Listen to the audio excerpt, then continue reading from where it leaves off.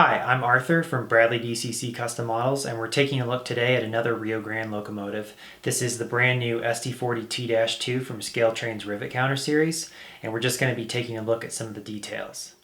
Here we have the 5396 and the 5397. The 5396 I've given a very heavy level of grime, as it was mostly used in pusher operation for the era that I model from the late 1980s to the early 1990s. And this model, as delivered from ScaleTrains, is actually the later PTC equipped version that Rio Grande had, and that does not stand for positive train control, but actually positive traction control. And the telltale difference seen here is these individual speed recorder cables that were added to each axle. And this was to help sense if there was any wheel slip on any of the axles, and it helped keep traction. We also have this really nice touch of these separately painted replacement parts here, which I really appreciate. It has the later bolt-on gyro light on the nose, as well as the exchanged Nathan P3 horn, as these were originally delivered with Nathan M3 horns. Easily my favorite spotting feature here of the tunnel motor is these see-through intakes, and this helps the prototype suck cold air from lower in the tunnels during the heavy mountain operations that these locomotives went through. And these ScaleTrains models feature this accurately see-through mesh that's completely see-through from side to side, so there's absolutely nothing obstructing the view there, which is amazing level of detail. We also have the standard re-rail frog that Rio Grande locomotives in the 1980s would have had.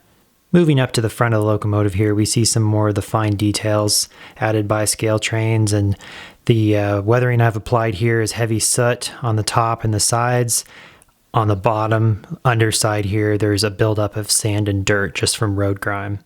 So let's fire up the locomotive and see and hear this thing in action.